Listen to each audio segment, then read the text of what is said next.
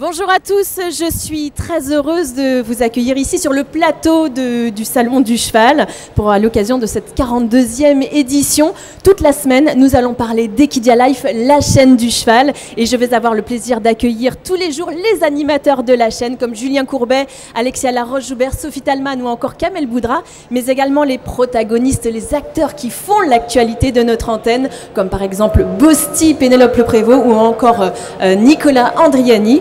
Mais tout de suite, je vous propose de parler d'une magnifique émission diffusée sur notre antenne de si belles histoires. Et j'accueille ici sur ce plateau Antoinette Delille qui est journaliste pour cette émission. Bonjour Antoinette. Bonjour à tous. Merci d'être venue jusqu'ici, jusqu'au plateau télé du Salon du Cheval. Alors en quelques mots, pour les gens qui n'ont pas la chance de connaître cette émission, est-ce que vous pourriez nous rappeler quel est le concept de si belles histoires ? Eh bien, c'est une émission qui raconte des histoires de chevaux et d'hommes, donc par des portraits de passionnés, des passionnés dans tous les univers, toutes les disciplines. Ils ont un seul point commun, ils adorent les chevaux et ils font tout pour eux. Et ils donnent vraiment envie de mieux connaître à la fois leur cheval et puis eux-mêmes. Et alors vous, quel est votre rôle en tant que journaliste ? Alors il s'agit de trouver ces personnages, trouver des sujets, et puis parfois d'aller les interviewer, essayer d'entrer dans leur univers. Et quel profil particulier est-ce que vous recherchez pour cette émission ? Mais il faut qu'il y ait une véritable sincérité, une authenticité, qu'on sente vraiment un lien entre le cheval et le cavalier ou la cavalière. Alors il peut s'agir...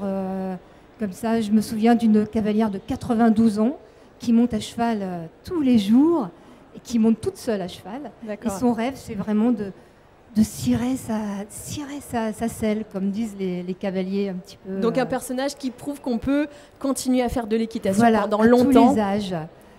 Bon, après, il y a d'autres cavaliers. Par exemple, je pense à Christophe Verdim, qui lui part avec son cheval sur les routes pour monter un spectacle, Zigane. Voilà. Et lui et sa famille, ils vivent avec les chevaux, ils vibrent avec les chevaux, tout est cheval. Toute leur vie, et voilà, c'est cheval, ils pensent cheval, ils dorment cheval, voilà, tout est... Et comment est-ce que vous les trouvez, ces profils ? Bah, écoutez, moi je commence à avoir un gros carnet d'adresses.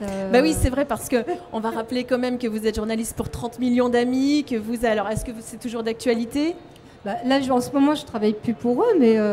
Alors, Cheval Mag, oui. Cheval Star, et puis vous êtes aussi auteur de nombreux ouvrages. Et voilà, puis j'ai un blog qui s'appelle monchevalmedit.com, et dans ce blog, je fais plein de rencontres, et je mets en valeur des gens qui ont le même état d'esprit que moi, c'est-à-dire l'amour du cheval, et surtout le respect du cheval. Le respect, savoir écouter son cheval, voilà. Oui, parce que alors c'est dans votre livre d'ailleurs, Écouter son cheval, donc ce que les chevaux nous disent. Parlez-nous un petit peu de cet ouvrage. Alors, ce que les chevaux ont à nous dire, ça m'est venu un matin parce que j'ai deux juments qui vivent avec moi à la maison. Et puis tous les matins, je vois ma jument, elle se tourne vers moi. Et puis elle me regarde, mais avec une émotion très intense. Et je me dis toujours, mais qu'est-ce qu'elle veut ? Qu'est-ce qu'elle veut me dire ? Qu'est-ce qu'elle a ? Et je me suis dit, bon, il faut vraiment que j'arrive à comprendre ce qu'ils ont dans la tête. Et grâce à mon travail de journaliste, j'ai la chance de rencontrer des tas de personnes qui peuvent être inconnues, comme les protagonistes de si belles histoires, ou des gens très connus, comme Mario Loracci, Bartabas, Kevin Stott, Michel Robert, enfin des gens très C'est connus. effectivement ce qu'on peut voir dans cet ouvrage. D'ailleurs, vous connaissez bien Mario Loracci, Bartabas, Lorenzo, donc ce sont des hommes de chevaux. Exactement. Est-ce qu'ils ont un point en commun ? Je pense qu'en commun, ils ont cette écoute du cheval et ce don pour l'observation. Et en fait, je pense que c'est ce qui rapproche beaucoup les hommes de chevaux, c'est qu'ils observent.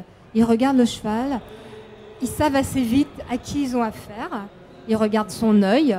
Ça, c'est très important parce qu'on voit énormément de choses dans l'œil d'un cheval. Et ça, on y voit la confiance. Ce que vous dites, la tristesse, la résignation, l'ennui, l'incompréhension, la peur, mais aussi la joie, la curiosité, la confiance. On lit tout dans les yeux des chevaux. C'est vrai.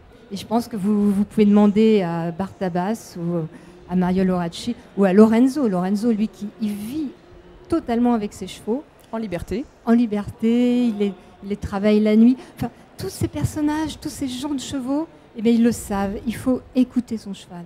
D'ailleurs, dans ce que les chevaux ont à nous dire, vous parlez de Michel Robert, qui a su évoluer dans ce sens-là. Oui, et je pense que c'est une évolution qui est aussi portée par les sportifs, qui maintenant, de plus en plus, veulent former un couple avec leur cheval. Une vraie complicité. Et même s'ils cherchent une performance, même si c'est pas toujours facile ce qu'on demande au cheval, ils ont cette conscience qu'il faut être avec son cheval, jamais contre, toujours avec. Et c'est comme ça qu'il peut avoir des meilleurs résultats, je pense. Et c'est là que ça forme un couple, un véritable couple. Alors, pour en revenir à de si belles histoires, on va voir dans quelques instants un extrait. Vous avez été à la rencontre de Pascal et Trek. Est-ce que vous pourriez nous en parler ? Alors, Pascal, c'est vraiment un personnage hors du commun. Pascal, c'est un hymne à la liberté à elle toute seule. Pour elle, elle n'imagine les chevaux qu'en liberté.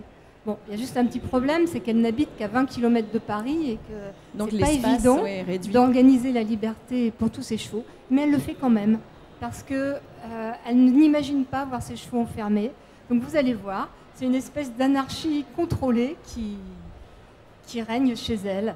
Et je trouve ça magnifique.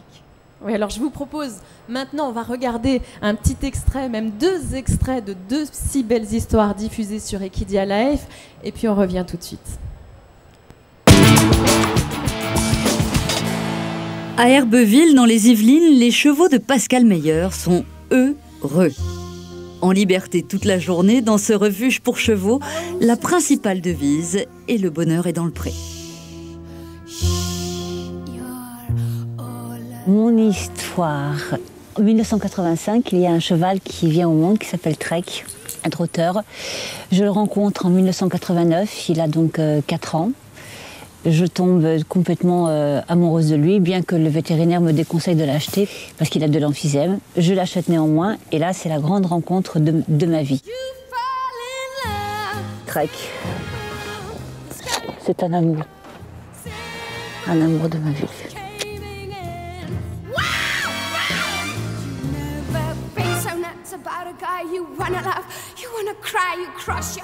Quelques années après, donc, je décide de créer mon association, donc, qui porte le nom de mon cheval. Donc, j'ai appelé mon association Trek & Co, qui a pour but de sauver des chevaux qui ont été abandonnés. Depuis toutes ces années, j'en ai sauvé une bonne douzaine. C'est pas énorme, mais j'ai pas non plus malheureusement des moyens qui me permettent d'en sauver plus. Ma vie tourne en fait autour de leur vie. Je suis leur serviteur autant qu'ils peuvent être le mien. Voilà, des chevaux en liberté, des chevaux heureux. C'était très très très mignon, très mignon. Oui. Calinou, c'est Calinou ça, c'est Calinou ça. 18 ans que mes chevaux vivent en liberté et je n'y trouve que des avantages. Je suis une femme très libre et je n'aurais pas supporté de vivre moi-même dans l'enfermement. Je me suis rendu compte que plus les chevaux sont en liberté, plus ils viennent à moi. Donc finalement, leur liberté aujourd'hui, c'est d'exprimer leur choix. Et leur choix, c'est quoi? C'est de vivre près de moi.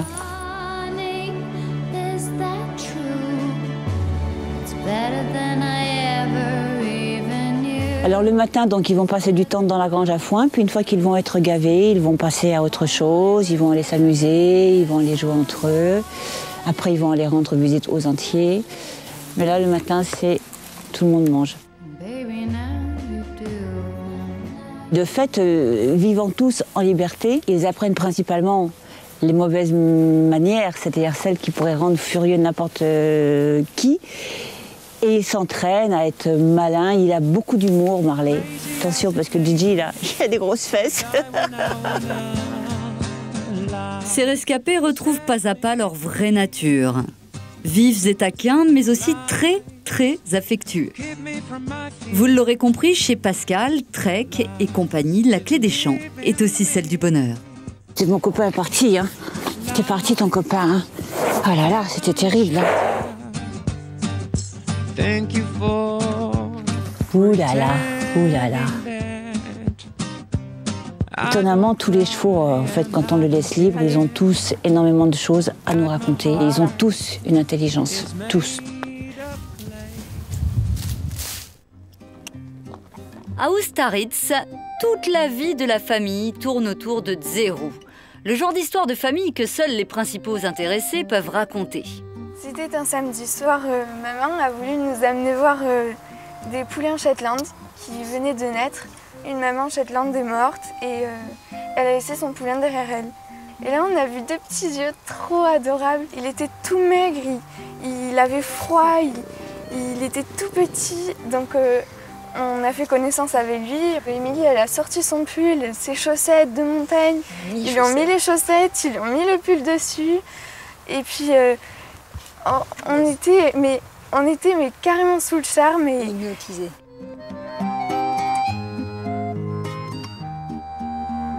Donc le propriétaire nous a dit si vous voulez, je vous le donne, prenez-le. Alors c'était pas une mince affaire, une grande responsabilité. En plus c'était pas du tout sûr qu'il survive parce qu'il était vraiment très maigre. En hypothermie, c'est-à-dire on sentait qu'il était glacé, les petits sabots frigorifiés. Il était hors de question que je prenne cette décision toute seule. C'était une décision familiale parce que ça allait entraîner beaucoup de soins, beaucoup de temps et puis un budget éventuel. Donc je prends le portable. Allô Sylvain, voilà ce qui nous arrive. Qu'est-ce que tu en penses? Il faudrait que tu viennes. Eh bien Sylvain, il a dit ramène-le à la maison.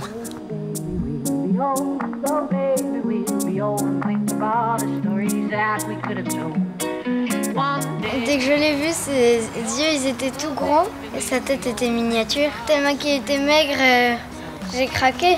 Mais je savais qu'il allait vivre si on le prenait parce qu'on voyait à son œil qu'il voulait vivre. On a passé la première nuit blanche à le veiller avec des bouillottes d'eau chaude. Les enfants qui se levaient pour voir successivement s'il était toujours vivant. Et puis on avait allumé l'ordinateur et puis on pianotait comment élever un poulain orphelin. Émilie l'a beaucoup aidé cette première semaine, d'abord par rapport à sa taille. Elle pouvait rentrer dans la caisse en bois qui lui était réservée. Elle ne l'a pas lâché tactilement d'une semelle. Donc lui, il a toujours senti cette présence et cette chaleur. La première semaine, comme il dormait dans le salon, ce que j'avais peur, c'est en ouvrant la porte de le trouver mort. Mais alors ce que je voyais, c'est qu'il était dans sa caisse, debout, et quand j'ouvrais la porte, il hennissait. Alors ça fait plaisir. Et quand je déjeunais, il était derrière moi à me regarder. Quand on l'a eu, il faisait 10 kg et 50 cm. On pouvait le porter dans les bras.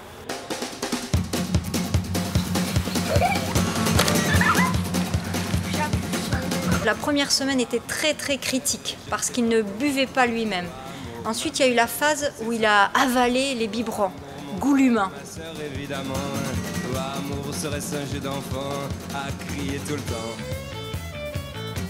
Il y a eu cette phase où vraiment il était bien, là, il était en train de se construire.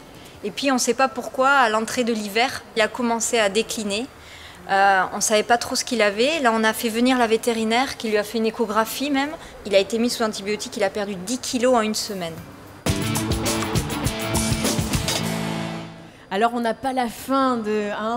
c'est frustrant finalement. Eh bien pour regarder l'intégralité de cet extrait, je vous invite à aller voir sur equidiawatch.fr ou encore sur le tout nouveau site internet d'equidia.fr qui vous permet d'aller regarder en replay toutes ces vidéos pour voir comment se termine cette belle histoire. Je vous rassure, tout se finit très bien pour Zerou qui est très mignon. Je trouve que c'est vraiment une belle histoire de famille, quoi. Là vraiment, le cheval ou le poney, vecteur de lien familial, je trouve ça génial, quoi. Et puis ils ont su écouter et regarder son œil. La petite fille dit il avait envie de vivre. Voilà, tout est dit, quoi. Alors on revient sur l'histoire de Pascal et Trek. On a un petit mot pour elle, une petite pensée pour elle parce qu'elle devait venir ici et puis malheureusement son beau Trek est parti, donc elle se sentait incapable de venir ici pour nous en parler et on a une grande pensée pour elle de cette magnifique histoire. Et d'ailleurs elle le dit dans un moment donné, ce que vous nous dites depuis le début, donc dans l'œil du cheval, et on peut rendre les chevaux intelligents. Oui, alors c'est une des idées de Pascal, c'est que les chevaux sont intelligents, mais le problème c'est que on détruit leur esprit d'initiative. Bien souvent, on veut être dans le contrôle à 100%, et bien souvent, eh bien, le cheval veut vous dire quelque chose, ou veut faire quelque chose, et puis pouf, il se prend une claque, Oui, ou comme il est rabroué. par exemple, ce qu'on disait tout à l'heure hors antenne, fouiller dans un sac de pansage. Voilà, il veut fouiller dans votre sac de pansage, et puis vous le renvoyez vertement. Du coup, mais après le cheval, eh ben, il devient petit à petit un petit peu autiste, il n'ose plus bouger, il a peur de se prendre une claque, et donc il n'ose plus aller voir ce qu'il y a dans votre boîte, essayer d'ouvrir lui-même la barrière, je sais pas, pour aller sur un chemin. Et or, je pense vraiment que plus on leur laisse l'esprit d'initiative, et plus les chevaux deviennent malins et montrent leur intelligence. Alors évidemment, il faut que ça reste dans des... Il faut arriver à leur inculquer un peu de respect pour pouvoir avoir des chevaux intelligents. Il faut qu'il y ait quelques règles de bonne éducation. Mais c'est tout à fait faisable. Et alors, on arrive dans un autre monde, quoi. On n'est plus du tout avec le cheval soumis, résigné à son sort, qui attend son heure, qui va faire 1 heure, et puis hop, il rentre et il retourne dans son foin. Et puis... Oui, non, finalement, on arrive dans une relation vraiment de partenaire ou de... Voilà. Alors, Nicolas Touzin, dans votre livre, confie que finalement, le cheval nous apprend la vie. Exactement. C'est vraiment une école de vie de monter à cheval. Et je pense d'ailleurs qu'il y a beaucoup de... quand on voit les jeunes filles, les jeunes cavalières, tout ce qu'elles font pour monter à cheval, tous les efforts qu'elles font, la responsabilité qu'elles prennent, ben, on comprend très bien que... c'est une école de vie extraordinaire. Il y a aussi le « dis-nous comment tu montes, je te dirai qui tu es » un peu. Eh ben oui. Et voilà, c'est Nuno Oliveira qui disait lorsque tu descends de cheval, regarde ton cheval et demande-toi si tu l'as bien monté. Enfin, il le disait peut-être un peu mieux, mais en gros c'est ça. Regardez son cheval. D'ailleurs, vous avez créé 30 psychotests pour la cavalière. Est-ce que vous pouvez nous en parler de ce livre ? Ce sont des psychotests, voilà, des petits profils psychologiques qui sont très vécus et qui permettent un petit peu de se définir. C'est un peu comme un journal, un magazine où on répond à un test, c'est ça, et puis on coche des croix. Ce sont des psychotests qui sont parus d'abord dans un magazine, dans Cheval Star, et qui sont maintenant édités. Donc on coche, on met des croix, et puis on voit si on est un cavalier respectueux, pas respectueux. Trop rigide, trop dur avec son cheval, trop souple. D'accord. Exactement. Donc à chacun de se repérer. D'accord. En tout cas, merci beaucoup Antoinette d'être venue pour témoigner de si belles histoires. Une magnifique émission qu'on peut voir et retrouver sur Equidia Life. Dans un instant, je vais recevoir, alors là, dans un autre univers, SOS Cheval, Hortense Osmu et Blanche de Grandvilliers, qui sont avocates et juristes spécialistes dans le droit équin. Ça, c'est dans un instant. Merci beaucoup Antoinette. Merci à vous. Au revoir, à tout de suite.